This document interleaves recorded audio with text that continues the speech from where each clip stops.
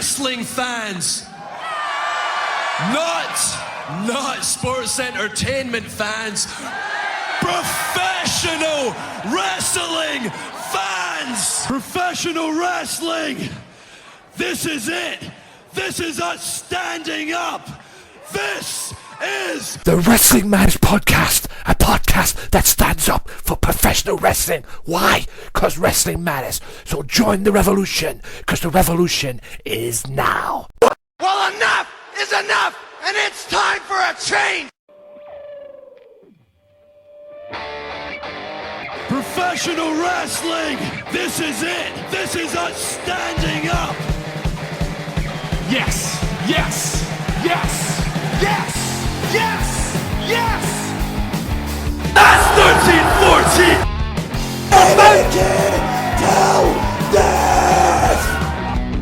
Dina, I am the best in the world.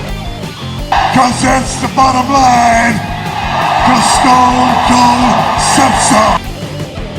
Yeah, ladies and gentlemen, it is that time again. Yes, you know what time it is. It's me, it's at HEAD, back with you for another episode of the Wrestling Matters Podcast. Now, on today's show, we're going to talk Raw, Smackdown, TNA, Impact Wrestling, whatever you want to call it these days, WWE NXT, and Ring of Honor, as we always do, plus Night of Champions as well. That's right, Night of Champions review. I will play the audio from the Night of Champions review that I did for the Wrestling Matters channel, which is over. It is OVER, and I'll get to that in a second. Hope you're all well in whatever it is you are doing. As well as all that stuff, ladies and gentlemen, I will promote also a few things and maybe talk about a few things towards the end. But I want to kick off the podcast with some thank yous. Now, here's the story, guys. We all watched Night of Champions, a really good Night of Champions pay-per-view, and not the best, but I liked it. And I decided to stay up. I stayed up until 6 o'clock in the morning. It was 1 o'clock in the morning, Monday morning, early hours of Monday morning, UK time. And I decided to stay up at 6 o'clock in the morning,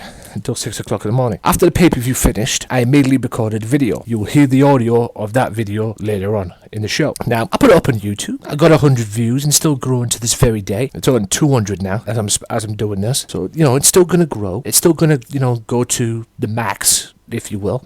And it's still relatively good. But YouTube page, anything over 100 is okay with me on that YouTube page, the Wrestling Matters channel, AJW Wrestling Matters on YouTube. Then I put it up on YouTube and I thought, you know what, I'll stick it up while I'm here. I'll stick it up on the Facebook page, facebook.com/WN podcast. And put it up. Thought nothing of it. Pinned it, promoted it, shared it, did all that stuff. Threw the hashtag in there as well, WWENOC in there as well, because it was the hashtag and everything, just like I did on the YouTube page as well, the YouTube video. And I stuck the audio up on, SoundCloud as well. It's got over 100 listeners on there as well. Thank you very much for that. But back to the Facebook page. I put it up on the Facebook page and left it, didn't think nothing of it. Kept on checking it.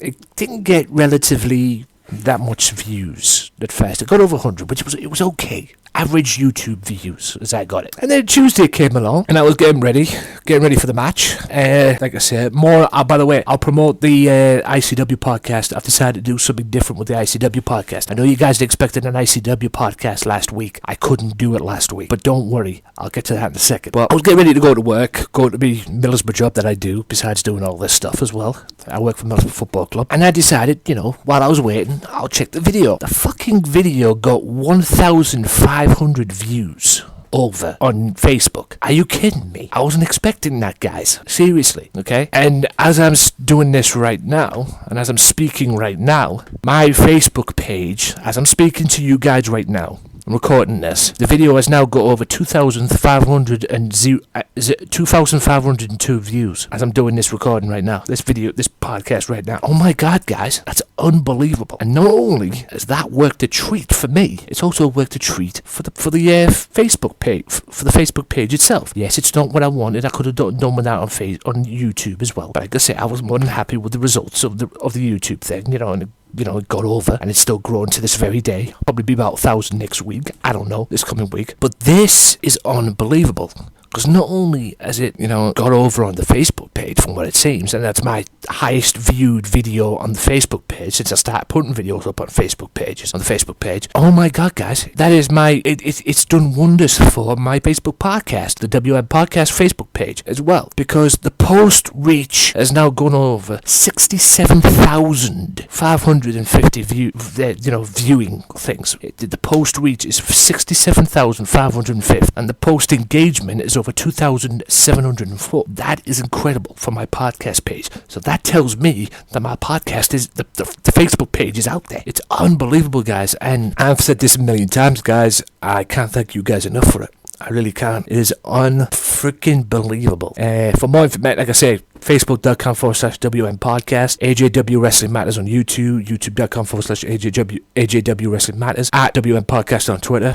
Oh my God, it's incredible. It is absolutely incredible. And I was pleasantly surprised with that when I went to the match. And then it kept on, like I say, and it kept on growing and growing and growing the days after. And like I say, it's over 2,500 views now, and probably still going to grow and grow and grow, and it is just absolutely incredible. And I never expected that. I really didn't. And like I say, guys, I can't thank you guys enough for that. And you'll be hearing the audio from the YouTube Night of Champions review that I did that night, that video itself. You'll be hearing the audio of that later on in the podcast, as well as the Raw audio. Now, a little disclaimer on the Raw audio, and I'll be playing that after the break. There's a little technical issue in there. I sorted it out.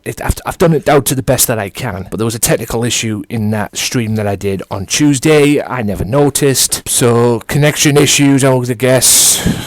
Virgin Media connections is always beautiful, but it's there, and you will hear that later on in the podcast after the first commercial break. Actually, you will hear that after the first commercial break, and if it gets all jibby-jabby after that as well, I apologize for that. That's all I could say, and that's all I could do on that. So, with that being said, guys, thank you so much. Like I said, thank you so much for for promoting that video and getting that video over on Facebook. And it is genuinely unbelievable. Now, because I had a busy week last week, I've got the Progress Wrestling podcast that I'll be putting up. I'll be putting that up as soon as I finish. But what I've decided to do, guys, is give you on the 28th of September, which is tomorrow, as this is going up, because this will be going up on... Where are we at here? Hang on. Where are we at as far as dates are concerned?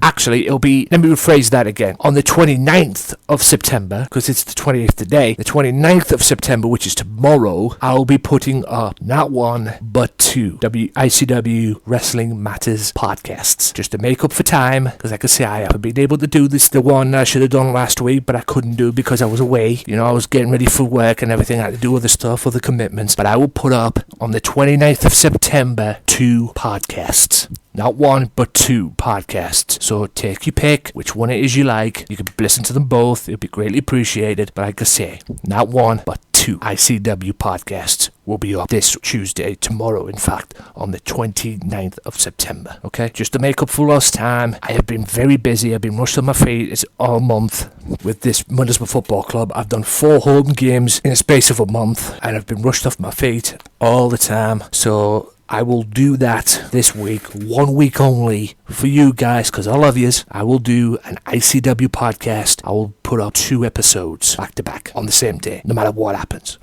There they are, right there for you to listen to download, and do what it is you need to do. If you want to hear them, AJW Wrestling Matters on YouTube. Also, SoundCloud.com/wrestling_matters_podcast on SoundCloud. Yes, Wrestling Matters is on SoundCloud as well. And I just thought I'd throw this in as well. Michael Larkin will be on the show in October. Now, I'm sure you guys saw the on SoundCloud the proverbial interview that I did for him, if you can call it an interview. It was just wrestling chat, really. I will be doing a similar one with him, and I'll be recording it on the 12th, and it'll be going up on the 19th of October. So, 19th of October episode of the Wrestling Matters podcast, you will get Michael Larkin, chitty-chatty wrestling chit-chat thing, whatever you want to call it. I'm not going to call it an interview, although there'll probably be a get-to-know period for you guys, so you know who this guy is. So, and he's an avid fan of the show as well, so thank you, sir. And, as well, I'll put the links in the description to the interview if you want to hear it, if you want to see it. But he'll be up. I'll record the podcast on the 12th, and I'll record it on the 12th, and it'll be up on the 19th. of October. So be sure to look out for that as well. And hopefully, before long as well, I'll get Mr. Vicious back on and we can go part 2 again like we tried last time. But the fucking thing didn't work. The Skype didn't work. But got that fixed so we can get people back on again as well. And guys, any fans out there that are listening to this as well, if you want to come on the podcast, you want to come on here and shoot the breeze and tell it like it is and do what I do, you know, and have your say as a wrestling fan, no problem. At WN Podcast on Twitter, at facebook.com/WN Podcast. Oh wait, better yet, go onto YouTube, AJW Wrestling Matters on YouTube, youtube.com/AJW Wrestling Matters. Leave me a message, send me a DM on there or something, and I'll hook you up as well. But you've got to be a wrestling fan, okay? This is a wrestling podcast as well. And also, guys, it should be out by now. If it isn't, I apologize, but it should be out by now. But like I said, I've been very busy. The Progress Wrestling Chapter 13 podcast is available on SoundCloud and the YouTube page. Get it, check it out as well. And you can actually watch Progress Wrestling Chapter 13 on YouTube as well. It's actually on the YouTube page, the Progress Wrestling YouTube page as well. So if you want to hear me review it, check the review out. Also, check out the actual show itself. If you don't believe me what I saw, you can actually watch the actual show as well. It is on the Progress Wrestling YouTube page as well. It features Jimmy Havoc, London Riots, a guy called Mandrews in TNA, Mark Andrews, and somebody we all know very well, who's the reigning NXT champion, Finn Balor, otherwise known as Prince Devitt. So be sure to check that out as well. And with that being said, ladies and gentlemen, that is the end of the first part of the Wrestling Matters podcast. And I'll be back right after this, and I'm going to play the audio for you for Monday Night Raw review that I did. Get it out the way and everything. Like I said, look out for the technical issue, the audio problem that I had during it. Like I said, it was a connection problem, but you get everything else with it. You get all the other thoughts and reviews on it and my review and everything. So sit back, relax, and enjoy this audio, and I'll be back right after it with more on the Wrestling Matters podcast. So stay tuned.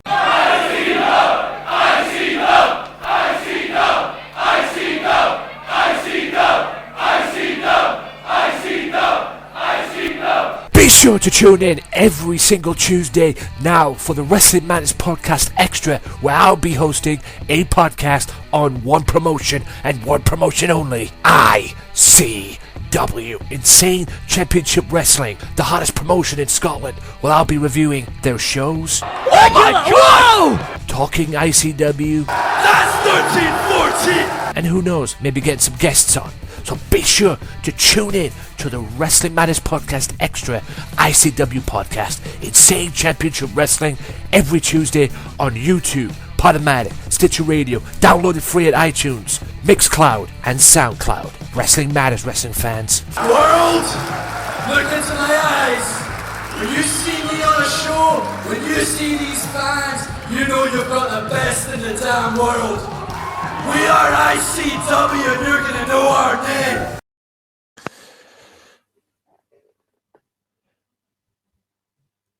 What's going on, ladies and gentlemen? It's me at HEAD, back with you for another video. That's right. Another Hangouts video here today, and I'm doing this via the Google Hangouts because the last time I tried this last week, I had a bit of a nightmare. It took me about 5 goes at the most to put all this together for you, and I didn't end up doing it until I came back from work. And since I've got work again tonight, as I'm recording this or doing this now, I'm not even going to waste my time putting all the OBS original broadcast, the open broadcast software together or anything like that. I just can't be asked with the hassle, and if I have to go through that again, I'm going to throw this laptop right now right out my window. So I set this all up. I thought I'll do it this way and save a job, and then it's going up on YouTube, and I can download it and put it on Facebook and that, and then just leave it from there. Everything is done quickly and simple. So hope you enjoyed Night of Champions. Hope you enjoyed Raw last night as well. A very weird Raw for me. Probably the strangest Raw I've ever seen, or I've ever watched, quite frankly, in a while. It's just awkward for me. Very weird moment. But I'm going to review it and give you my best opinions and some questionable antics as well. And I'm going to talk about a few other things as well. But I'll do that at the end of the video. Now, Raw kicked off this week. Before I get to the main talking point of Raw, I'll kick it off this week with the Wyatt family gloating, cutting a promo, Bray Wyatt cutting a promo, gloating about their victory at Night of Champions against Ambrose, Reigns, and what turned out to be Y2J. Now, they were gloating and running their mouths off. Bray being Bray Wyatt, if you will. And then, obviously, Reigns had enough and came down and confronted Bray Wyatt and basically challenged him to a fight. Didn't challenge him to a match. They didn't need a referee. Just basically challenged him to a fight because this whole feud started with them two. Because Bray costing Roman Reigns Money in the Bank back in July, I think it was. And they had a fight. And then it didn't take too kindly and didn't take too long before Harper and Strowman got involved.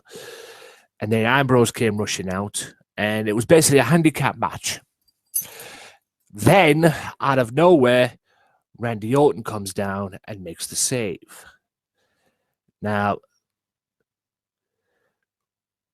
6-man again in Hell in a Cell, but this time with Orton.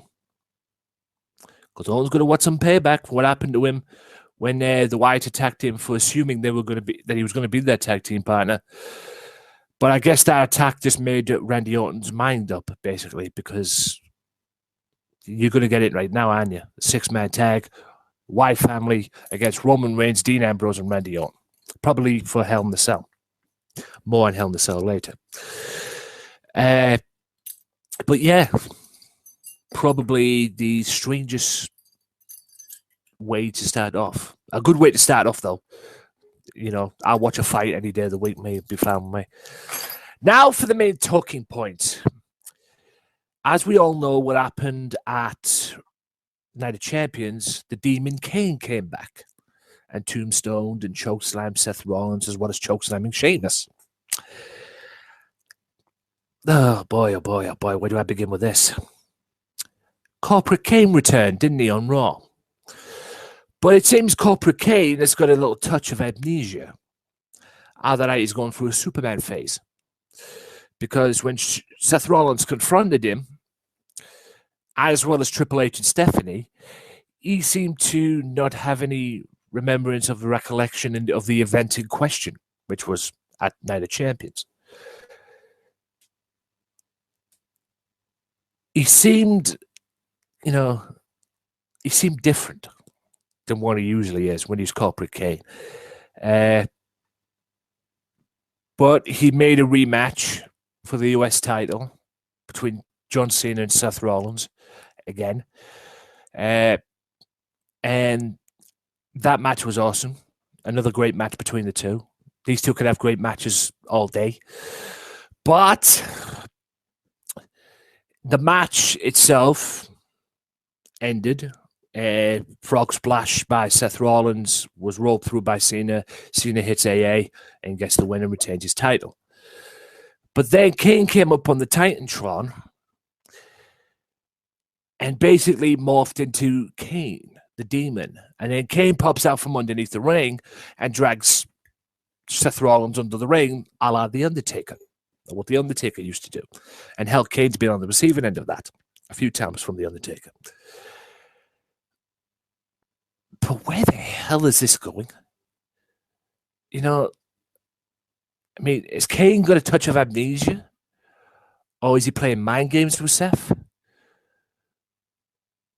Or does he want that world title? I want to be able to beat Seth since it was him that gave him it in the first place. You know, him helping Seth win Money in the Bank. Does he want to be the man to take it away from Seth? Or is he going through an evil Superman phase? You know, 1 minute he's Corporate Kane, the next minute he's Demon Kane. Kind of way. You know, basically goes into a telephone booth backstage and just goes, I'm now Demon Kane, kind of thing. It's ridiculous. But all in all, it's good to see the Demon Kane back. I'd rather see more Demon Kane than Corporate Kane. But anyway, 6-man tag, which saw Dolph Ziggler and the Dudleys against New Day and Rusev. Good 6-man tag. I enjoy it. Okay for the time they had. And yeah, Rusev gets the victory over Dolph. Now, according to a website that I've got to my right here, your left as you're seeing this, apparently they're scrapping the storyline between, the ongoing storyline between Dolph and Lana. And I don't think they have any choice since Lana's out injured. So, where's this going to go now? We already know where it's going to go with the Dudley Boys and New Day. That's far from over. And I'm going to tell you this right now. It's already been announced that it's going to be the Dudleys against New Day for the tag belts in the rematch at Madison Square Garden, October 3rd. So, no doubt the Dudleys will be 10-time World Tag Team Champions on that occasion. Why do I hear you ask? I'll tell you why. Dudleys, New York, getting the hint, hometown boys. And if WWE don't pull the plug on that, then they're stupid. But it was a good 6-man tag, and it was good to see Rusev getting a win over the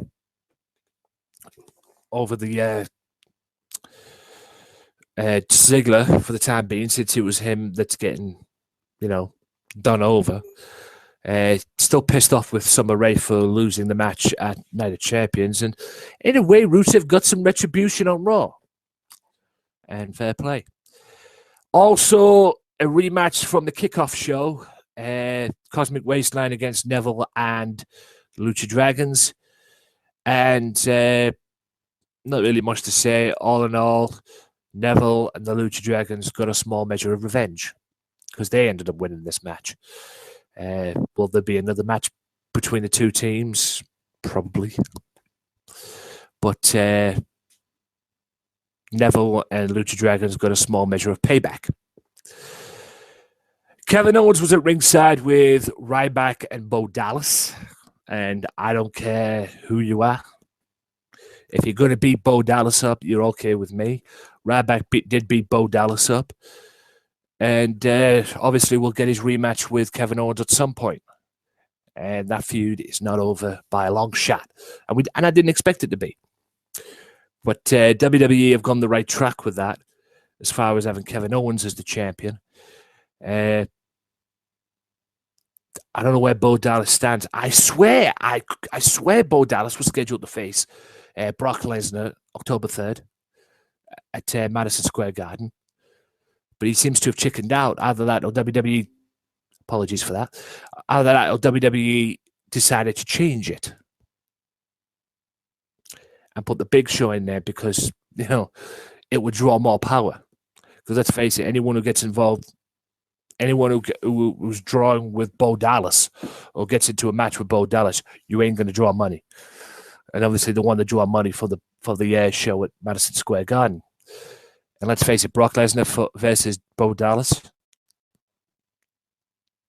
you'll get more drawing power out of Brock Lesnar versus Kofi Kingston than Brock Lesnar Bo Dallas. But anyway, moving on. I've got the results up here. Instead of me writing them down, like I said, I've got too much on my mind. I'm working tonight, and I'm not going through the hassle of what I went through last time, guys. I was fuming after that, what happened last week. Off the top of my head, I'll get to the Divas thing in a minute. I'll get to the Divas fiasco in a second.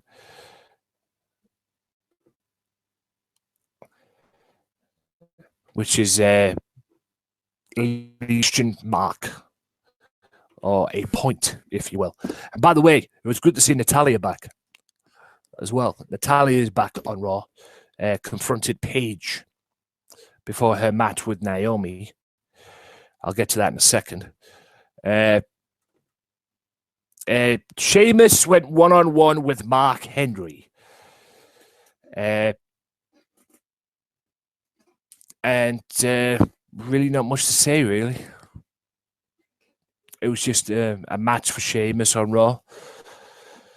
Mark Henry, who's been jobbing a lot lately, former world champion in his own right, but he's been jobbing a lot as of late. And Sheamus bro kicks him to win. Now, my question is now, what's next for Sheamus? Because as far as cashing in is concerned, because he was going to cash it in at Night of Champions, but, and he was on the verge of doing it, he bro kicked Seth Rollins right in the face, and it was going, cash it in, and then the Demon King came out and put an end to that. I really don't know where it's going to go now. But I can see him, as far as cashing it in goes, I still think he's going to do it on Raw at some point.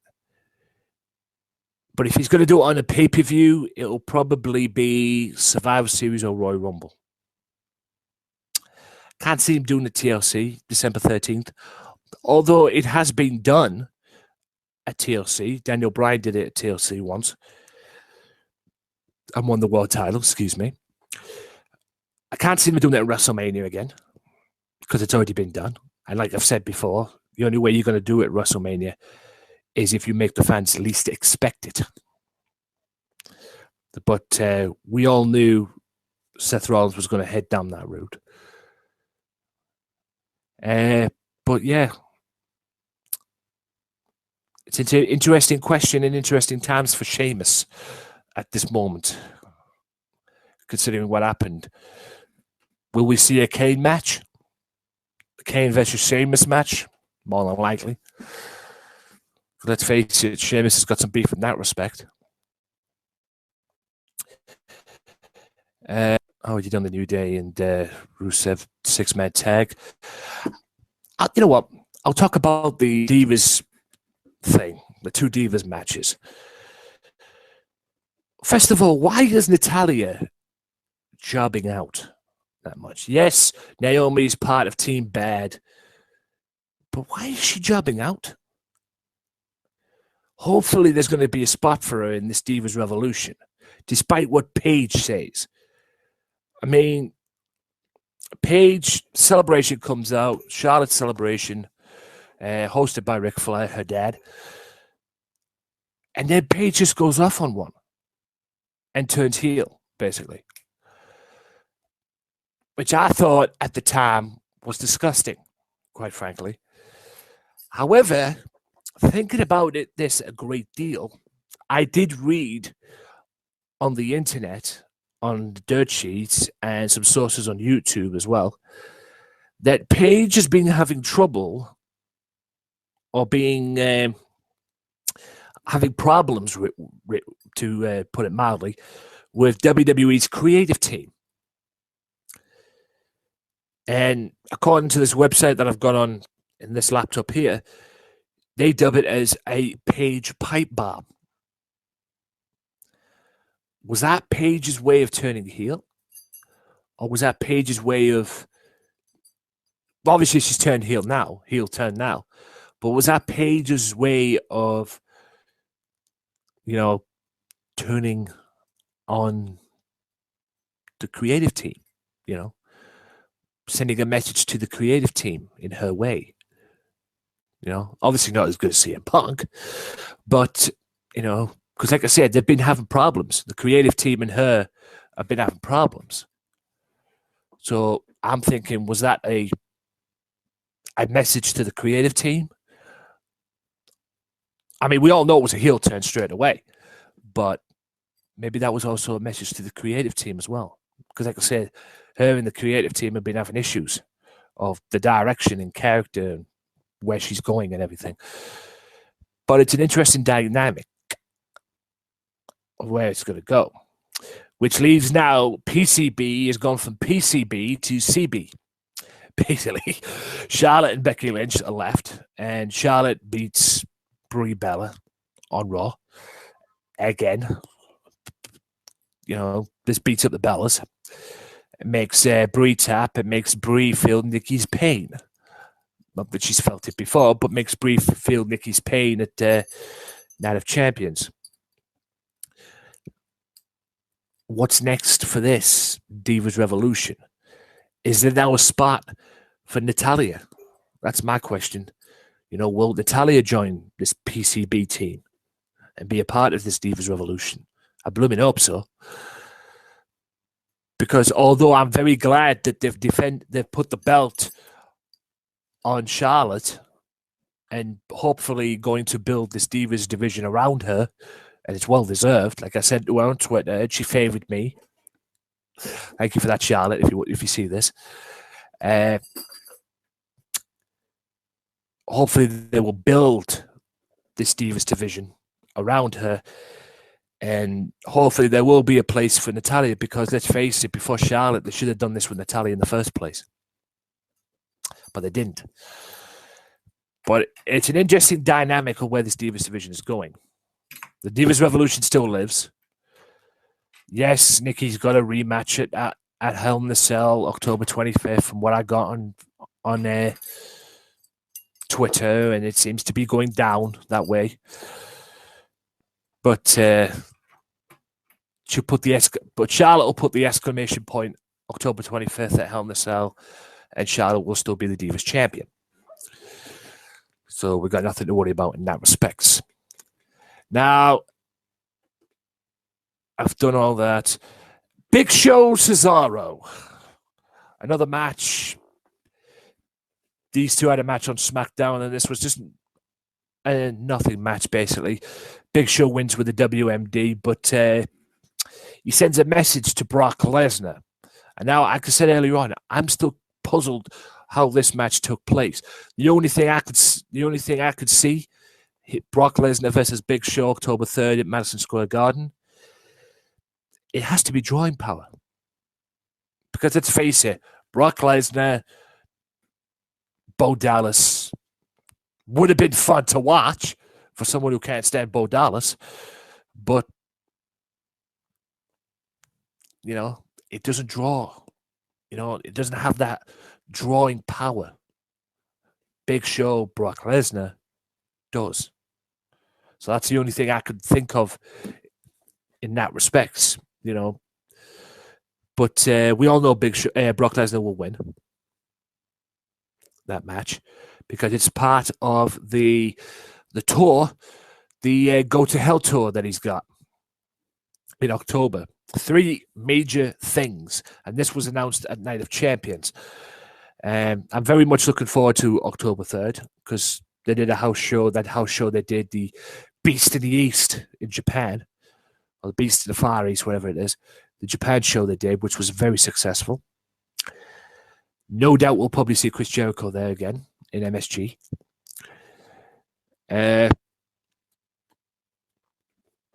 But I'm very much looking forward to this one. This is what they should do more often.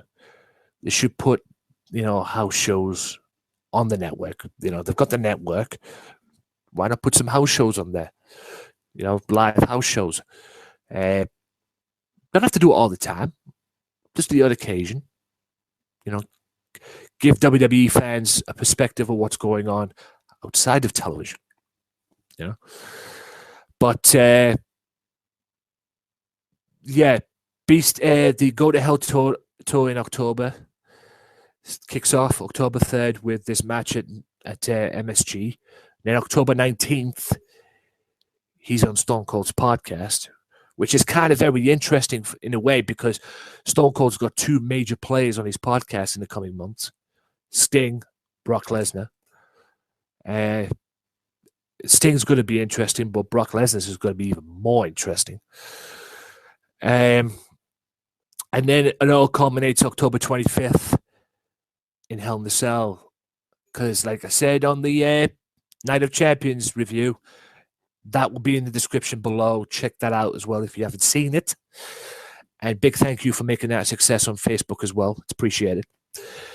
1,300 views it's got now on the Facebook page, facebook.com/WN podcast. More on that in a second. But yeah, they're not going to wait until WrestleMania for this one. and just put him in Hell in a Cell. Now, hopefully, The Undertaker could do this, but yeah, I'm looking forward to it. I'm very much looking forward to it. Like I say, I'm sick of waiting for big matches to go into WrestleMania. Yes, I want to build it up. I'm going to make, WrestleMania click. But there's a time and a place when these matches, man, these big matches that I want to build, you've got to put it forward. You've got to bring it forward, man. Because me speaking as a wrestling fan, I'm dying to see this. I really am. And October 25th, we're going to see it. And I can't wait. And hopefully this will all end at some point. Probably October 25th. And yeah, I talked about John Cena and Seth Rollins earlier on. So with that being said, ladies and gentlemen, a very weird, very strange Monday Night Raw for me. I will give it 3 out of 10. 3 out of 5, rather. And out of 10, I will probably give it a 6. It was just very average, strange, and at points weird. And the thing that made it weird for me was the Kane situation. I mean, I can say he's either going through a phase of amnesia or he's thinking he's an evil version of Superman. 1 minute he's Corporate Kane, the next minute he changes, and out comes the demon. It's it just doesn't make sense. But we all know where it's leading. Kane, Seth Rollins, world title, probably at Hell in a Cell. But like I said, 3 out of 5, 6 out of 10. If you're talking Sunday Segway terms. But yeah, very average Raw. Now, I didn't get the chance to say this because when I had this on the video when I did the Night of Champions review, Sting is in. The bumps he took at Night of Champions caused him to be injured, unfortunately, and Sting's going to be out of action for a while. What's next for Sting? I do not know. I really, really do not know. And like I said earlier on, WWE is scrapping the current storyline between Dolph Ziggler and Lana as well. Now, I've got this website here up, and there's a thing going down with Hulk Hogan. There's all this racist scandal that's going out. And yes, racism's a bad thing. And I'm always a Hulk Hogan fan, and I always will be no matter what. Because if it wasn't for Hogan, I wouldn't be doing these videos. I wouldn't be associated with professional wrestling. Hell, I wouldn't be doing a weekly podcast every week if it wasn't for Hogan. I'll admit that right now. But according to this website, WWE tells talent to not communicate with Hogan. Basically, in a way, kind of like what they're doing with what they've done with Chris Benoit. He murders his family. Now they don't want nothing to do with him, which is fine, which is all good. But to do this and try and not talk about the guy that's basically put WWE on the map is, and like I say, guys, it's only a rumor. According to this website, it's only a rumor. If that's true, then I'm sorry, but that's pretty childish on WWE's part, in my opinion. Absolutely childish.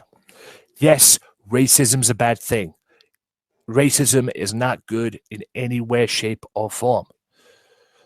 But we all make mistakes. We're not perfect. And if WWE are doing this thing where they're telling WWE talent to not have any conversations or deceased communications with Hogan, as they put it on this website, then if that's the case, then I'm sorry, but that's just stupid. It's just ridiculous. It really is. I'll read this quick statement, this quick paragraph with Sting.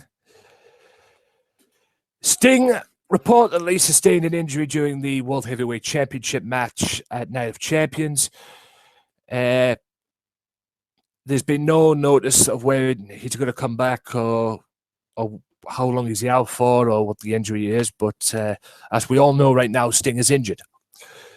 And I think it was from the push through the table and then the powerbomb is what done him in. Powerbomb in the turnbuckle. Them two moves done him in. And that's why he probably had to lose. Because I'm pretty sure he was going to win. But all in all, it is what it is. Now, that is the end of this video. Thank you so much for watching. Thank you so much for tuning in. Sorry you had to see what I just did there. But, yeah, it is what it is. Hopefully I'll edit that out. And, yeah, until next time, guys, check out my podcast, weekly podcast, WWE Wrestling Matters. Check out my Progress Wrestling podcast and ICW podcast. They ain't going to be out on time, guys. Again, I'm working tonight. I'm struggling as it is. I've got a lot on my mind, so it ain't going to happen. But they'll be out by the end of the week, guarantee that.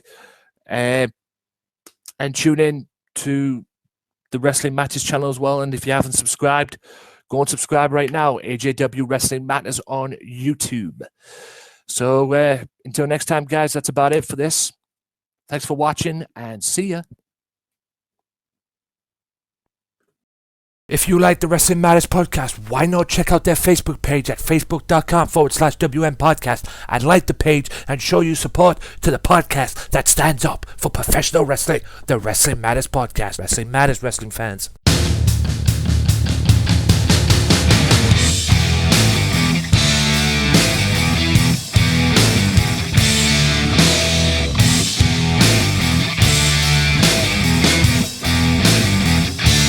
Be sure to tune in each and every Wednesday for the Progress Wrestling Podcast. That's right, each and every week on Wednesdays, for the time being at least, I will be reviewing their shows from their on-demand service, Demand Progress. So be sure to check out the hottest promotion to come out of London. That's right, it's Progress Wrestling. This is Progress. This is a podcast on Progress. Every Wednesday on SoundCloud, YouTube, OSW TV, and every other podcasting site that matters. Be sure to check it out. Wrestling Matters, wrestling fans.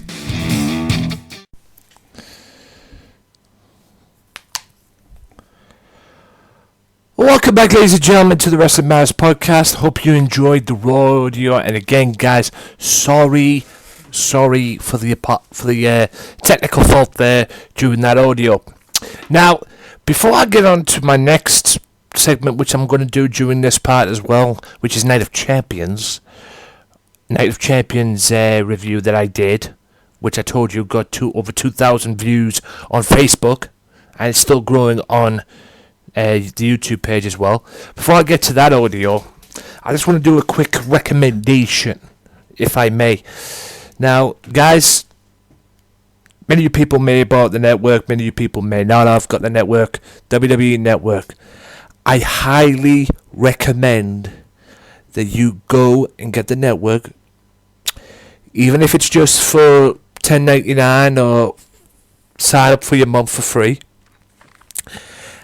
And I should strongly suggest that you check out Legends with JBL. Yes, I'm putting JBL over on the podcast. Oh my God. Okay, I've been very vocal about JBL on this podcast as far as its commentary goes, but you have to see the interview, the 2-part interview that he did with Eric Bischoff. It was phenomenal. And my hat's off to you, JBL. You did a great job. He got in the questions that people needed to know. He wanted to know why they didn't put Bret Hart on television the minute they signed him after the Montreal screw drop. It took them to... They brought him in after it all happened and everything. Obviously, he left WWE in 97, Survivor Series, but he didn't make his debut until December 15th on Nitro. The whole situation of what happened with WCW when it fell apart in 98, or when it was beginning to fall apart in 98. Plus, a very interesting story. He tells his side of the story of what happened in 2000 at Bash at the Beach involving Hulk Hogan, Jeff Jarrett, and Russo, and he would and Eric Bischoff as well, because Eric Bischoff was a part of it. Okay, Vince Russo accused him on a shoot interview of being a part of the whole setup for what happened at the Bash at the Beach pay-per-view. Bischoff has a different story to it and calls Vince Russo a liar. You have to check it out to see for yourself. Also, he talks about other things as well. How what would happen in 1990 if WWE hired Bischoff. Yes, Bischoff had a tryout job for WWE, and if WWE have hired him, would we have got the Monday Night Wars? Would we have got, NWO and all that? All these different topics that JBL brings up. I've watched it twice, both parts, and guys, you need to check it out because it's very, very interesting. And yes, shout out to JBL. Can't believe I just said that, but shout out to JBL because he might be a legend in the ring, but he's a twat at commentary. But he did a great job on this as well, and he got to the bone, he got to the backbone questions as well, and it was very, very good to watch. It was good TV, good for the network as well. Highly recommendation, and I like to give it a 5 out of 5 as well because it was spot on, and there was a few things on there that I wanted to know too as well. So with that being said, ladies and gentlemen, I'm going to leave that there, and now I'm going to play the audio of my Night of Champions review, and then when that's over, I'll be back in the next part of the Wrestling Matters podcast with the old usual stuff: Smackdown, TNA, NXT, and Ring of Honor, and maybe a few other things as well. So I'll see you right after this audio. So sit back, relax. This is my Night of Champions review audio that got 2,000 views on Facebook, which was surprising, and it's still growing to this very day. I've even checked it, and I'm going to play the audio for you right now. So sit back, relax, and enjoy, and I'll see you right after the commercial break that follows.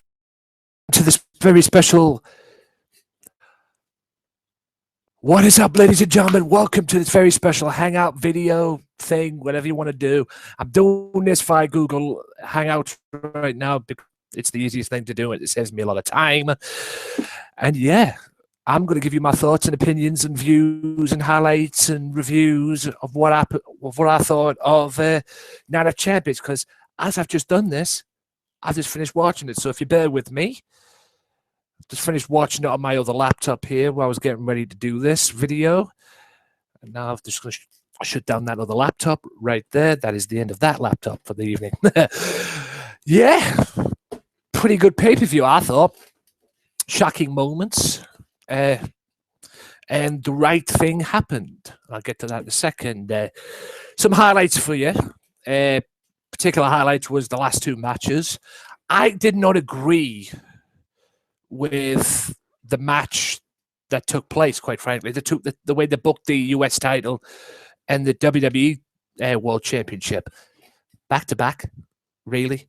I didn't agree with that. However, Seth Rollins put on a good show, and he did very well in both the matches, I thought.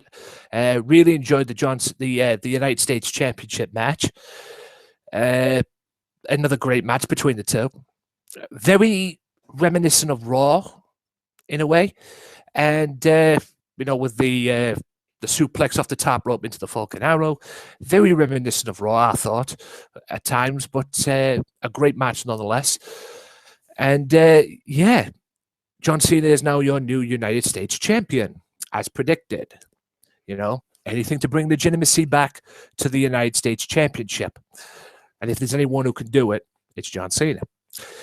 And yeah, and then Cena AAs him as he was trying to get out of the world title match. Cena AAs him on the floor, throws him back in the ring, and Sting comes out for the world title match. They did it back to back, kind of like what happened at Vengeance at one time with Chris Jericho and the Undisputed Championship. They had the matches, they did it all back to back, and we all know what happened there.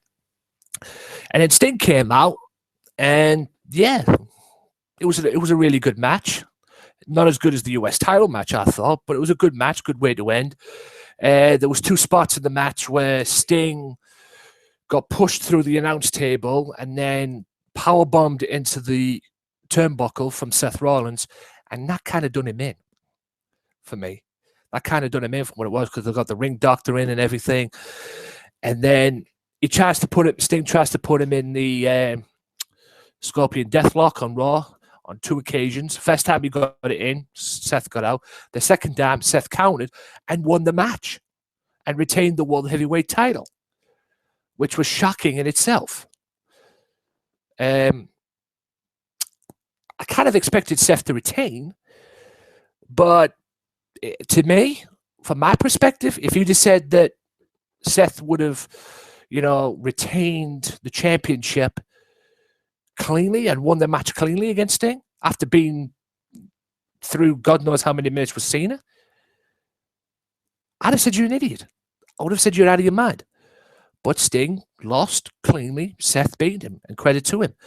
And I have to admit, Seth was the MVP of the night, to be honest, because it's all right wrestling 1 match, but wrestle 2 matches back to back. And then, as predicted, everybody thought that Sheamus was going to come out and cash in. He legged it down the ring. He just legged it down the ring, looking to cash in. And as he was about to cash in, fire went. Kane's back. And now you're probably thinking to yourself, Kane's back. Now, oh God, it's Corporate Kane. No. Corporate Kane is dead. The big red monster's back. Yes! That's what I wanted from Kane. That's what everybody wanted from Kane. I don't want this corporate brown noser, for Pete's sake. The monster returns. And he's going to get Seth. That's right. He's looking for Seth. Seth Rollins. And because Seth Rollins done his ankle in the last time he was around. Now Seth's brought the monster out of Kane. No more corporate Kane. No more director of operations or whatever the heck that was. He's back. The real Kane is back.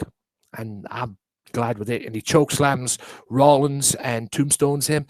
And even Sheamus was trying to get into it. It's, encouraging him to chokeslam Seth. And then he takes a chokeslam himself.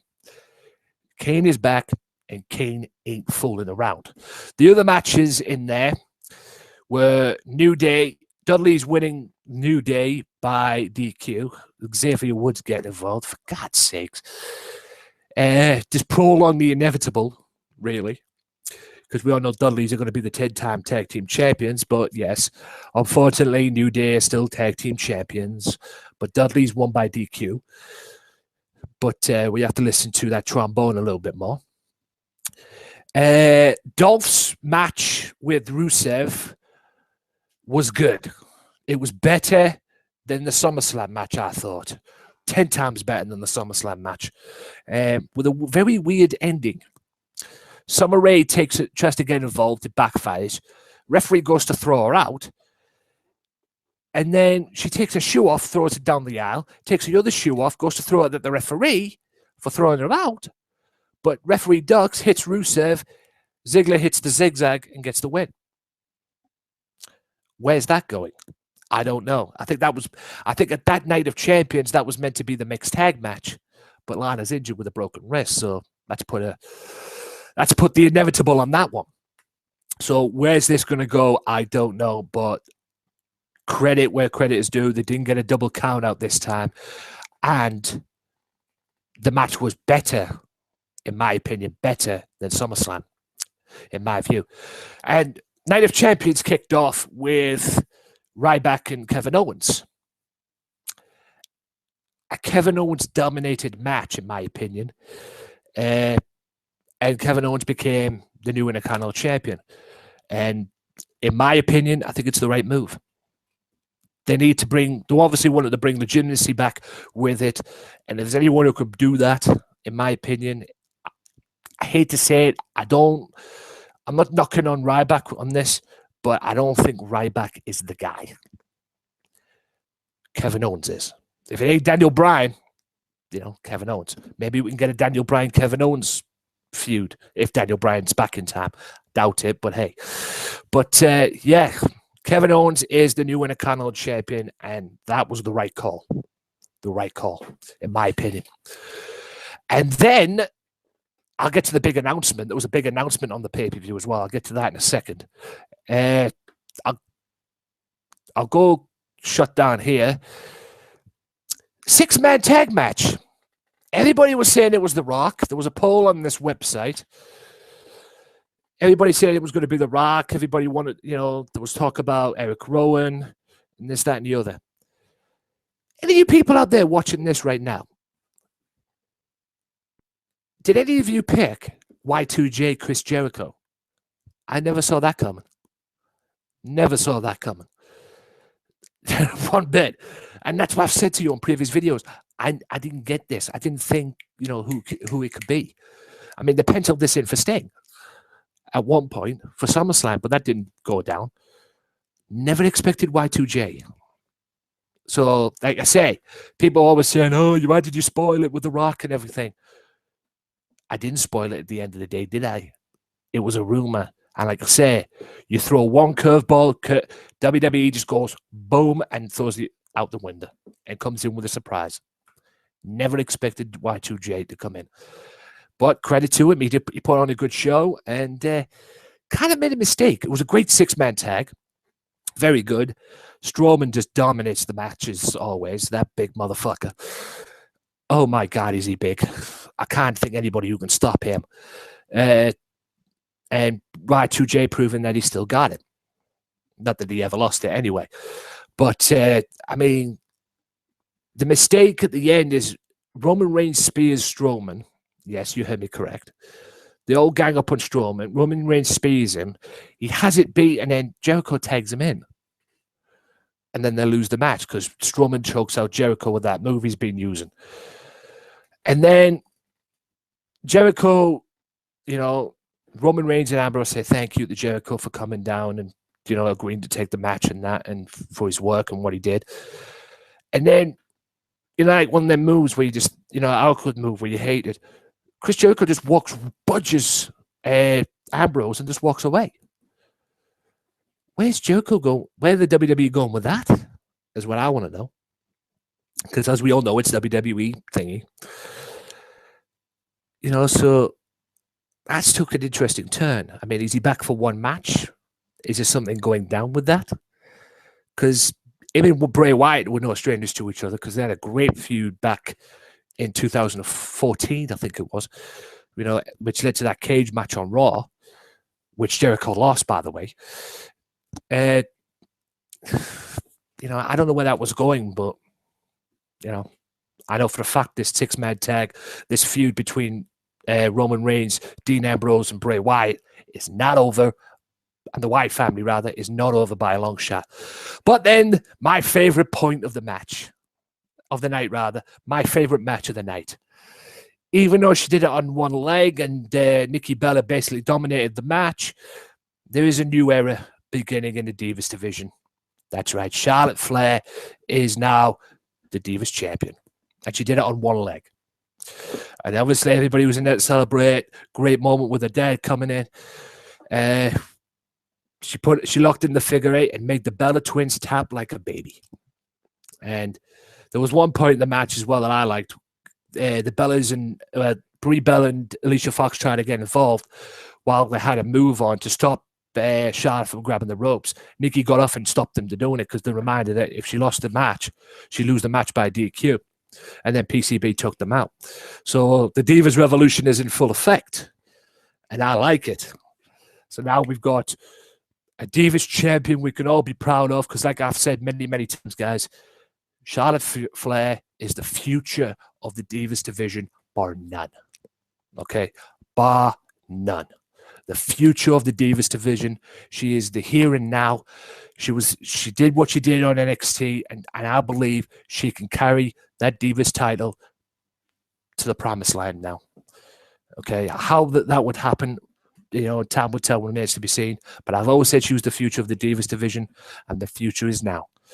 And there's going to be legitimacy to the Divas division, quite rightly so, and quite frankly, it's been long overdue. To be honest with you, there's a Divas revolution, there's an NXT revolution too, and long may it continue. Also, as well, before I get to just check on my notes here that I made as well, and yeah, it just led to the Seth Rollins as well. Brock Lesnar's got a tour in October. Yep, Brock Lesnar's got a tour. It's called the Go to Hell Tour. It starts October 3rd, I think it is, or 7th, in Madison Square Garden against the Big Show. Now, no one told me of that, okay, because that was meant to be Bo Dallas, I believe. I guess Bo Dallas chickened out on that one. And then it goes October 19th with the Stone Cold podcast. That should be a hoot. Stone Cold Steve Austin and Brock Lesnar. And I think Sting's supposed to be on that podcast soon as well, which is going to be very interesting. Check out my podcast on that one. I'll be talking about that on my podcast. The Wrestling Matters channel is where you can hear the podcast as well, the Wrestling Matters podcast. So if you're new, subscribe, like, do all that good stuff as well. Support this channel and support my podcast too. It'll be greatly appreciated. And if you're on Facebook, check out facebook.com/WM podcast as well. Plug. But that wasn't the story. Because everybody thought after their match at SummerSlam, it was going to be, we're going to drag it out all the way to WrestleMania. Nah. October 25th, Hell in the Cell. We don't have to wait till WrestleMania. Brock Lesnar, Undertaker, Hell in the Cell. Yes! The last time these two, I remember these two had an epic match in No Mercy before for the WWE title, back when Undertaker was doing the biker gimmick. This is unbelievable, and it's going to be good. And, it's on, guys. October 25th, Undertaker, Brock Lesnar. Can't wait. But with that being said, ladies and gentlemen, that is the end of this video. I will give WWE Night of Champions, in my opinion, a good solid 3 out of 5. There were certain points that could be better, certain bookings, again, of how the matches should be set up. I didn't agree with the back-to-back match with the US Championship and then the WWE World title. They could have done that like Ring of Honor, put the US title on match first and then put the WWE title last, but they didn't. And all in all, it was a good solid 3 out of 5. And out of Sunday Segway matters, if you're talking Sunday Segway terms, of course, shout out to my boy Skinny Killer as well. I believe I would say it's a good 7, a solid 7. I enjoyed it. It wasn't the best pay-per-view I've seen, but there was some good stuff on it, and there was some good matches. My favorite part being the Divas Revolution, Charlotte Flair winning and beating Nikki Bella, like I said she would. And hopefully now, like I say, there's going to be legitimacy back to that Divas division, that women's division, whatever you want to call it, because it's long overdue. And with that being said, guys, hope you've enjoyed this video as well. This was just a quick live stream, guys. Saves me a lot of time, recording it and everything to get it up. I've got it up here on this. I can just get it up on YouTube, and you guys can enjoy and do what you want with it. And like I said, like, subscribe, show your support. If you guys, whatever you guys got to say as well, leave in the comments below on YouTube. And until next time, guys, my name is Anthony Walker. I'm off to bed. Peace.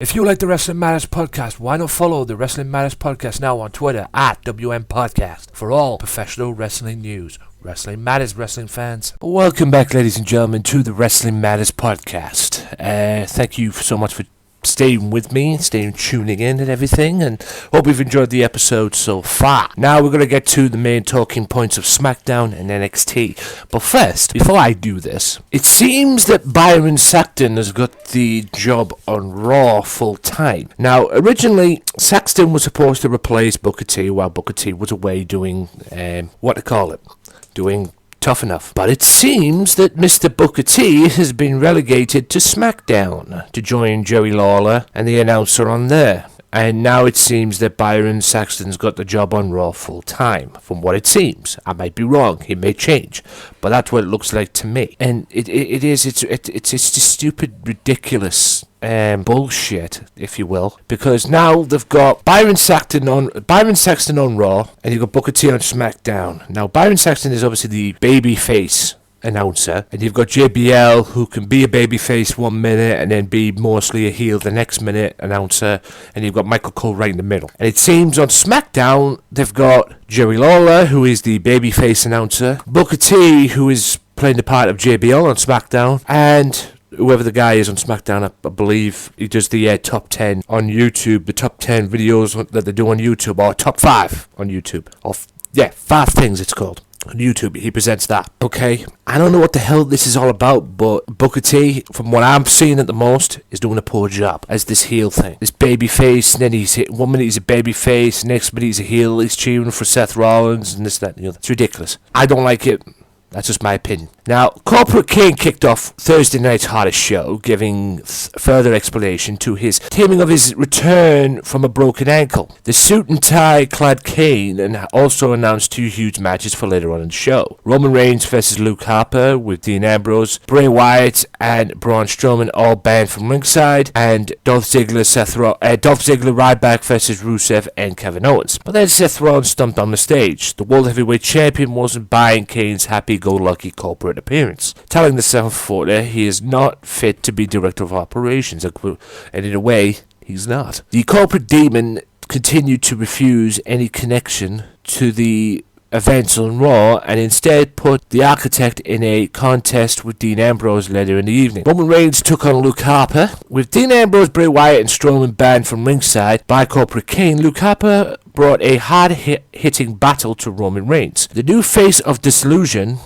looked to be on the verge of victory on multiple occasions, but the big dog kept battling back before hitting a Superman punch and spear combination for the victory. Right? New Day beat Neville and the Lucha Dragons. I think it's safe to say that Cesaro beats Bo Dallas, but you could do that blindfolded. I think it's safe to say that Neville and Lucha Dragons have become a 6-man team. Paige's verbal assault continues, and it ended with her slapping Natalia in the face, all leading to Hell in a Cell, and her verbal anger towards from what it seems WWE's creative team. I mean, I don't get what this direction is going, to be honest with you, but hey, from what I've read and got, it's all going to lead to Hell in a Cell. Dolph Ziggler and Ryback defeat Kevin Owens and Rusev. In the middle of the absolute slugfest, Kevin Owens decided to take the Intercontinental Championship and walk away from his tag team partner, Rusev. The decision ended up being costly as Dolph Ziggler superkicked the Bulgarian Brute, who stumbled into a shell-shocked, and Ziggler and Ryback get the victory. Backstage, a promo with the Dudley Boys getting prepared for MSG, and they are ready, but they get interrupted by primetime players, and primetime players are sending a message to the Dudley Boys, or even possibly New Day, letting them know that whoever wins in MSG October 3rd, PTP will be waiting. And now for the main event. Dean Ambrose, Seth Rollins in a match on SmackDown in the main event. After delivering a thumb to the eye and a buckle bomb to Dean Ambrose, Seth Rollins seemed to have the momentum in his favour. Amid an action-packed battle with his former Shield brother, Demon Kane's pyro went off through distracting the World Heavyweight Champion and allowing the Lunatic Fringe to get the victory over the Architect. After the contest, as Corporate King smiled and watched from backstage, the irate Rollins promised that WWE's Director of Operations will suffer the same fate Sting and others who tested him before defiantly raising the World Heavyweight Championship in the air. We'll have to wait and see on that one. Now for NXT's main talking points. Let's have a look. Right, here we go. Right, I'm not going to talk that much about Eva Marie's match, because it seems lately that whatever Eva Marie does in the ring and what she's been doing, she's getting booed by the audience. And the audience are not buying into what she's done. I mean, I've seen video clips on YouTube and that. I mean, it's not really, what it is in the end of the day. I mean, it's, I'm not convinced by her yet, but, we'll have to wait and see what happens next. Vaudevillains apparently were eliminated by Dusty Rhodes in the tag team, eliminated from the Dusty Rhodes Tag Team Classic. Tyler Breeze and Bull Dempsey. The rivalry between Dempsey and Tyler Breeze came to a boiling point this week as Bull Fit Innovative finally got the match with Prince Pretty he demanded. Breeze tried to out-grapple Dempsey, but the size advantage was too much for Prince Pretty to overcome, as the New York Nightmare muscled Breeze around the ring. Breeze nearly had a count-out when, after knocking Dempsey off the apron into the steel entrance ramp, Dempsey beat the 10 count back in, but could not overtake a few as Prince Pretty's NXT Wrecking Ball got back to his feet and used his 300-pound frame to crush Breeze, but the selfie-obsessed superstar slammed Dempsey from the top rope and pinned, using the ropes to steal the victory from Bullfit Innovator. After the bout, it was announced that Breeze will face Red Hot Apollo Crews at TakeOver Respect in October. The new signing to WWE's NXT roster, the female signing, Asuka, contract signing was crashed by Dana Brooke and Emma, of all people. And then the Vaudevillains, the tag team champions, had their match, which was a tag team rematch against Blake and Murphy. And yeah, the Vaudevillains are still your NXT tag team champions. Now, that is the end of the Smackdown and Smackdown and NXT main talking points, I'll be back right after this quick timeout with TNA's main talking points, so stay tuned.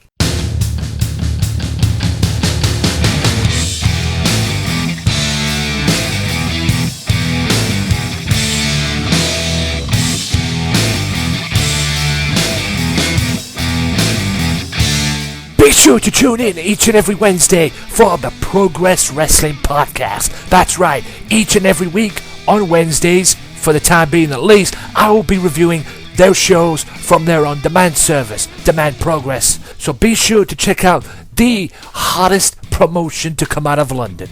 That's right, it's Progress Wrestling. This is Progress. This is a podcast on Progress. Every Wednesday on SoundCloud, YouTube, OSW TV, and every other podcasting site that matters. Be sure to check it out. Wrestling matters, wrestling fans.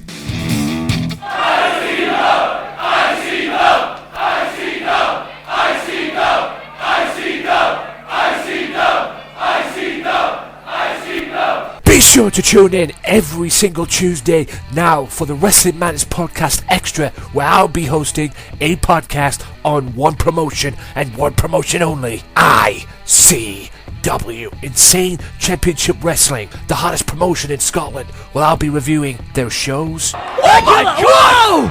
Talking ICW. That's 13-14! And who knows, maybe get some guests on. So be sure to tune in to the Wrestling Matters Podcast Extra ICW podcast, Insane Championship Wrestling, every Tuesday on YouTube, Podomatic, Stitcher Radio, downloaded free at iTunes, Mixcloud, and SoundCloud. Wrestling Matters, wrestling fans. World, look into my eyes. When you see me on a show, when you see these fans, you know you've got the best in the damn world. We are ICW and you're gonna know our name. Welcome back, ladies and gentlemen, to the Wrestling Matters Podcast. Now, we'll get right into it. It's time for the TNA main talking points. TNA kicked off this week with Dixie Carter. She stands in the ring with the victorious Team TNA. The rest of the roster surrounds the ring. Dixie offers a personal thanks to Drew Galloway for leading Team TNA. Drew Galloway, Davey Richards, Eddie Edwards, Lashley, and Bram to victory against GFW. Galloway says he never intended to be the leader, for he views everyone in and supporting TNA as equal. He adds that when TNA calls up their warriors, they will always stand up. As a reward for their victory, Dixie announces a number one contenders match to determine who will challenge for the World Heavyweight Championship at Bound for Glory. Dixie thanks the rest of the roster and says the company has never been closer, but that one man does not fit into this company any longer. She calls out Eric Young. Young mocks Dixie's threat of punishment, saying that he has an ironclad contract. He says he's immune to whatever punishment she may have had in store. Dixie concedes, but says she may not be able to. But the TNA roster, especially Chris Melendez, can. The Sarge climbs into the ring as Dixie announces a lumberjack match, which will kick off the show. Speaking of that lumberjack match, the TNA roster cheers on Chris Melendez as Eric Young tosses him to the outside. Melendez flies back into the ring, connecting with the sunset flip. Young is out at 2 and quickly in control. The Impact Zone rallies behind Melendez as Young domination continues. The Sarge fails to score any offense in the following moments, which culminates with a hard knee to the face. As Melendez begins to gaining momentum, Young pulls Earl Hebner in front of him. Melendez stops and Young drills him with the prostate leg as he turns. Eric Young positions Melendez for the power driver, but opts instead for a turnbuckle assault. Melendez battles out and connects with a missile dropkick for the 3 count. Melendez beats Young by pinfall. Melendez gets a little bit of sweet revenge. Now for the Knockouts Championship, which is Jade of the Dollhouse versus Gail Kim, and no need to worry, Gail Kim is still your Knockouts Champion. Kenny King, in what's soon to be, I guess, one of his last appearances in TNA, because apparently from the other week, he went back to Ring of Honor. He is now back with the All Night Express. He gets beat by Tigre Uno for the X Division Championship. EC3 defeats Rockstar Spud and retains the TNA World Title, and Jeff Hardy gets pulled around by EC3. The end of the Revolution. All members of the Revolution walk out on James Storm, and James Storm's Revolution seems to be no more. The main event, well, one of the main events, I guess you could say, was an elimination match involving Bram versus Davey Richards versus Eddie Edwards versus Drew Galloway versus Bobby Lashley. The winner gets a shot at the TNA World Title. And it all ended with Eddie Edwards locks Lashley into a half Boston Crab. Davey Richards locks Galloway into a Texas Cloverleaf. The Wolves turn on each other, and an insecurity from Edwards sets Richards up for a spear. Edwards turns into a Future Shock, DDT, and the Wolves are simultaneously eliminated. Galloway and Lashley come to blows. Lashley grounds Galloway with a chin lock. Galloway battles out, but is caught with the running power slam. Lashley delivers a German suplex followed by an overhead belly-to-belly suplex. Lashley sets up for the spear, but Galloway sends him into the ring post. Galloway connects with the running boot and becomes the number 1 contender. So it's got to be Drew Galloway versus whoever the world champion is at Bound for Glory. And I guess that would be Drew Galloway's consolation prize, if you will. That would be more than likely Drew Galloway's consolation prize after November, when he loses the ICW Heavyweight Championship, World Heavyweight Championship, to Grado. I don't know if it's going to end up that way, but it seems it's going down that route. Ethan Carter then ends the show by saying he fired Jeff Hardy, even though Jeff Hardy turned around and said, "You can't fire me because I quit." What's the future hold for Jeff Hardy, and what's the future hold for EC3? Tune in next week on Impact to find out. And that is the end of the Impact main talking points. I'll be right back right after this with Ring of Honor, so stay tuned. If you like the Wrestling Matters podcast, why not check out their Facebook page at facebook.com/WM podcast and like the page and show your support to the podcast that stands up for professional wrestling, the Wrestling Matters podcast. Wrestling Matters, wrestling fans. If you like the Wrestling Matters podcast, why not follow the Wrestling Matters podcast now on Twitter at WM podcast for all professional wrestling news. Wrestling Matters, wrestling fans. Welcome back to the final part of the Wrestling Matters podcast, guys. That's right, I'm going to end it right after the Ring of Honor review. It's been an action-packed show, and I hope you guys have enjoyed it. Before I get to the Ring of Honor review, I've just found out that because of probably the overwhelming, and I use that term loosely, success of SummerSlam, even though the pay-per-view wasn't a success, that it was, because of the booking of SummerSlam this year, but the crowd, were awesome, as you've probably heard and everything, and considering what they did when the Dudleys returned the next night. SummerSlam will be back next year in Brooklyn. That's right, in Brooklyn, New York. 2016 SummerSlam will take place in Brooklyn, but that's not all, because it'll be back the year after as well, in 2017. So that means for the next 2 years, SummerSlam will take place at the Barclays Center, just like it was before in Brooklyn, New York, rather. So shout out to Brooklyn on that one. Now for the Ring of Honor review. And the Ring of Honor kicked off this week with Michael Elgin versus Silas Young. Now, these two had a hard-hitting physical contest. Michael Elgin definitely had the power advantage in the match. He was overpowering Young, and Young was trying to match power with him, which was a mistake in its own right. And Young managed to dominate most of the match and everything, and there was some great offense, back and forth stuff. Great offense by both men. One of my favourite moments in the match was Silas Young doing a handstand springboard moonsault, which is him doing a handstand on the turnbuckle and then turning in direction and then moonsaulting like a Rob Van Dam kind of thing, which was, I think, a beauty. But the great match, ended with a deadlift suplex, Elgin powerbombed Young on the outside, hit the guardrail, and then powerbombed him back in the ring to get the victory, which was a great win for Elgin, who had one of my superb favourite moments in the match. Now, you all seen the deadlift suplex that Cesaro does, where he gets on the second rope and literally deadlift suplexes him out from the ring apron, not on the top rope, from the ring apron. Well, Elgin did it in the match and turned it into a Falcon Arrow, which was just a thing of beauty. And like I said, the powerbomb on the guardrail and then the powerbomb in the ring got him the victory. A hard-fought victory, and a great way to kick off the Ring of Honor show. Well, Ring of Honor on television, at least. Caprice Coleman went one-on-one with ACH after that, and pace, the quickness was with ACH, even though Coleman had some of the quickness, but the quickness advantage was definitely with ACH. Technique and technical ability was with Coleman, and I thought it was an even match for most of it. I mean, these two were trading kicks, hard kicks on the outside, trading offense after offense against each other. One of my favourite moments was a very innovative move with Caprice Coleman doing a Three Amigos suplex, but using the Northern Lights suplex.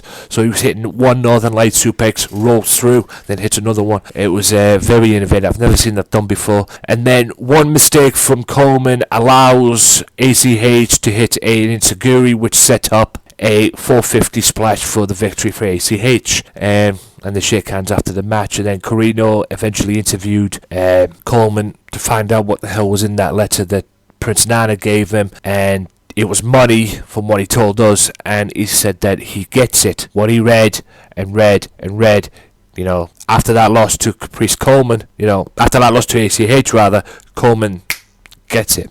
It's like clicked. Something on that letter clicked after that match and everything. So a great match nonetheless. ACH is one of the best wrestlers in the world at the moment, in my opinion. Very underrated in a way. Not 100% underrated, but he is really, really good. And Caprice Coleman, well, looks like he may have to go down the Prince Nana route, from what it seems. And the main event was Goto, the IWGP Intercontinental Champion, teaming up with the Briscoes against RPG Vice and Okada. And this was a brilliant way to win the show. 6-man tag, action-packed stuff. Both teams hitting great double teams on certain members of the team. From both teams showing great triple team wrestling, tag team wrestling, action-packed, hard-hitting stuff. Towards the end, it was very hard to keep up with some of the action that was going, because it was one move after another, after another, after another. And surprisingly enough, the match ended, despite the fact that Okada was getting cheered out the building and all that, and really trying to be the star of the match and everything, and he did, and he was. And when him and Jay Briscoe went toe-to-toe, Jay was the one who was getting booed. But surprisingly enough, a rowing elbow on Beretta by Jay Briscoe and the Jay Driller allowed Goto and Briscoe's the victory. Which in a way was kind of surprising, because in a way, to be honest, considering the way the matches were going and the momentum was going in the match, I didn't expect Briscoes and Goto to win that, to be honest. But fair play to them, they got the victory, and Jay Briscoe proved why he is a former Ring of Honor World Champion. The question is, can the Briscoes get back into the tag title picture? I think they will. The question is, will they be able to win the belts? There's a lot of great teams kicking around, and Kingdom are the reigning tag team champions, so, it's a very interesting dynamic of where the tag team division's going and where the Briscoes have decided to go back to, now that Jay is not the Ring of Honor champion anymore. But all in all, great match. Okada being the star of that match, if you ask me, because he was really getting cheered a lot, and he was having fun with RPG Vice, and a very surprising ending to the match, a very surprising victory to it as well, but it is what it is. All in all, 5-star show. I actually really enjoyed it, and tune in next time, because Adam Cole will be in action next week's show. Nakamura will be his opponent as well. which should be a good one. And with that being said, ladies and gentlemen, I'm going to end the Wrestling Matters podcast there. I've got nothing else to say or nothing else to do right now. I've said what I needed to say. It's been an action-packed show. Hope you've enjoyed it. Again, you can download it for free on soundcloud.com/wrestling_matters_podcast, or you can hear it on YouTube at youtube.com/AJW Wrestling Matters. And my name is Anthony Walker. Hope you've enjoyed the show. Look out this week, guys, because I've got the ICW podcast and the Progress Wrestling podcast this week. But since I couldn't do anything last week because I was busy doing other stuff, my aim this week, guys, if you want to hear the Progress Wrestling and the ICW podcasts, I'll have a show up tomorrow and a show up on Wednesday, knock on wood. But by the end of the week, if I don't, by the end of the week, I promise you this, by the end of the week, ICW and Progress Wrestling, I will have 4 shows up, 2 of each, by the end of the week, on SoundCloud and the YouTube page. YouTube.com/AJW Wrestling Matters and SoundCloud.com/Wrestling_Matters_podcast. For more information, go to Facebook.com/WM Podcast and at WM Podcast on Twitter. And like I say, guys, by the end of the week, I would have done 5 podcasts in total. This one, as you're hearing right now, and the 2 of ICW and the 2 of Progress Wrestling as well. So, I'm doing Progress Wrestling Chapter 13. That would be out this week. And I will do, as well, Progress Wrestling World Cup as well. So, look out for them this week. They will be up this week, as well as the ICW show as well. The ICW show is Afternoon Delight. I will be doing that, which is their first ever family show, to my knowledge, which is very strange because ICW is not really a family show, to be honest with you. It's for over 18s, but they decided to go down the family route for a bit, which is fair enough, because like I've always said, who's going to buy the merchandise first? It's going to be these children. And yeah, also I will do another show as well to go with that. I haven't decided which show I'm going to do yet, but I will do another show. I'll probably do the 4th Fringe show, but by the end of the week, you will have 4, 2 of each, ICW, Progress Wrestling, out this week to make up for lost time as well. So thank you so much for listening, guys. My name is Anthony Walker, saying see you later. Well, enough is enough, and it's time for a change. Professional wrestling, this is it. This is us standing up. Yes, yes, yes, yes, yes, yes! That's 13-14!